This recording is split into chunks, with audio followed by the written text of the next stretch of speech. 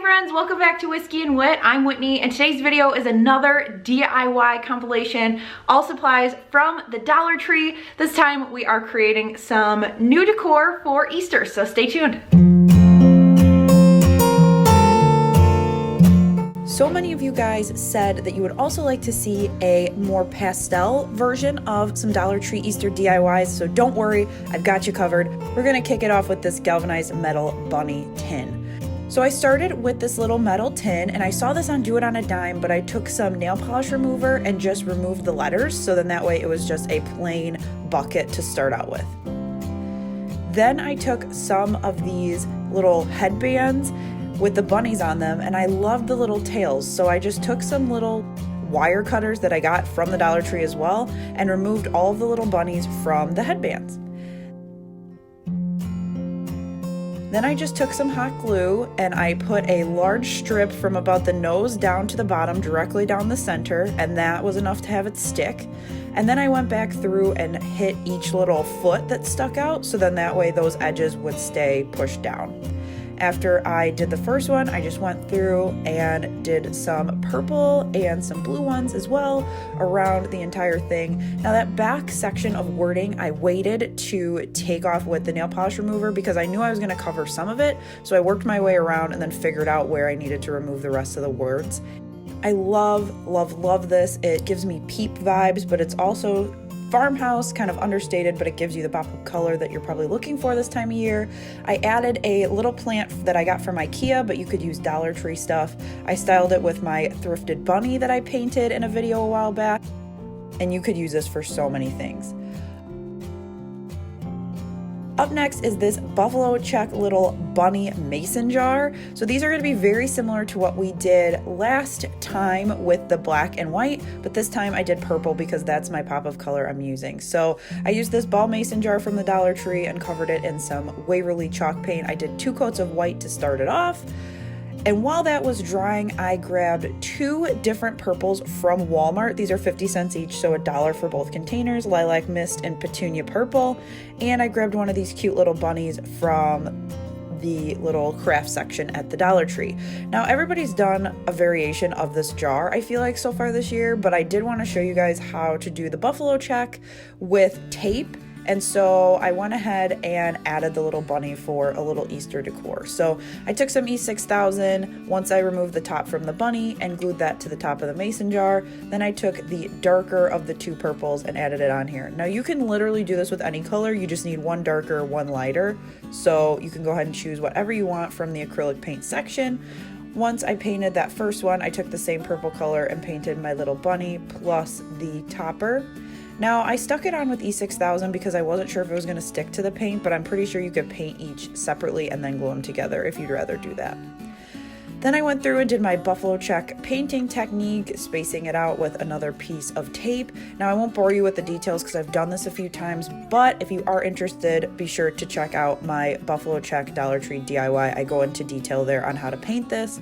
But the first step with the vertical stripes is you're going to use the lighter color. So whether that's purple, whether that's gray, whether that's pinks, yellows, whatever you decide to use, you're going to use the lighter of the 2 colors and paint all of your vertical stripes. Once you paint them, you're going to let it dry. And then once that's dry, go ahead and peel off the tape. Now, I like to save these pieces of tape because you're going to be able to reuse them and then you don't have to fly through as much tape. I touched up any areas that were kind of wonky. Then I taped off 2 horizontal sections and I just pulled this tot around and kind of twisted it as you're seeing here, and this worked out the best. It really just lined up perfectly. The tape and the jar is not too big, so you're not dealing with anything too clunky, so I was able to tape it around and it was very straight.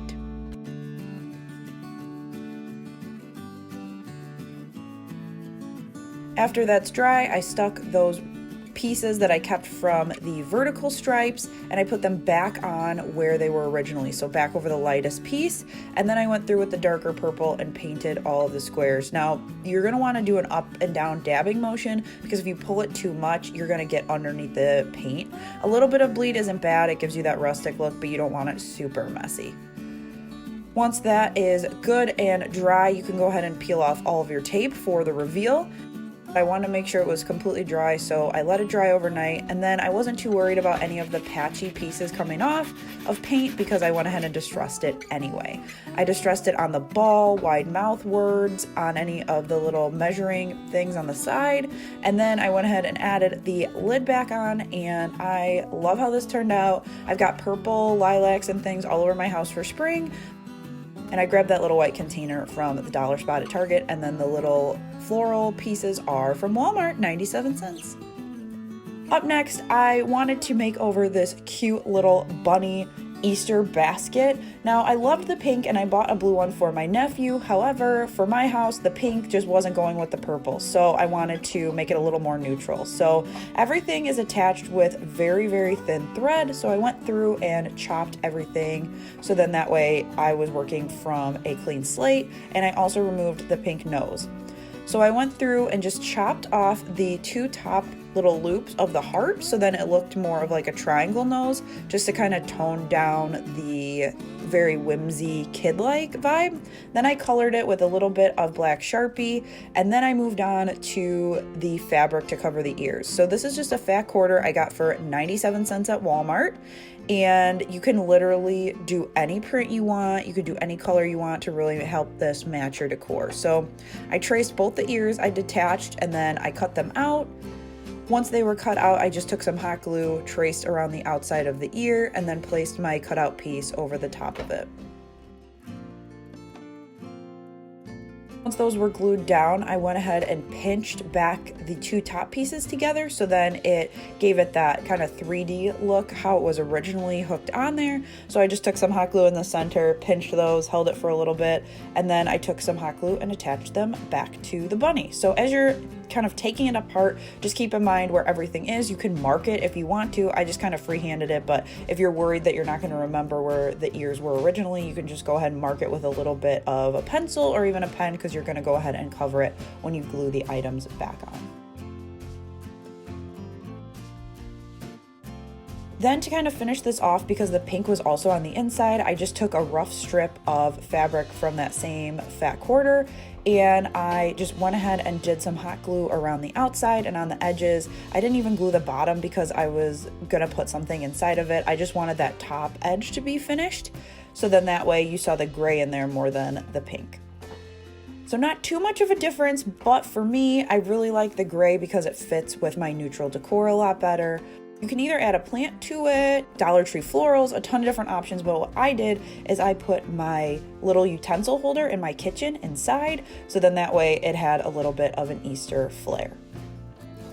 And there you have it. I love how these three items turned out. They definitely fit with my farmhouse decor, and it's stuff that I will definitely use. Even though I don't add a ton of pops of color to my farmhouse decor, this gives me a little bit of a cute Easter vibe that I can use now through April.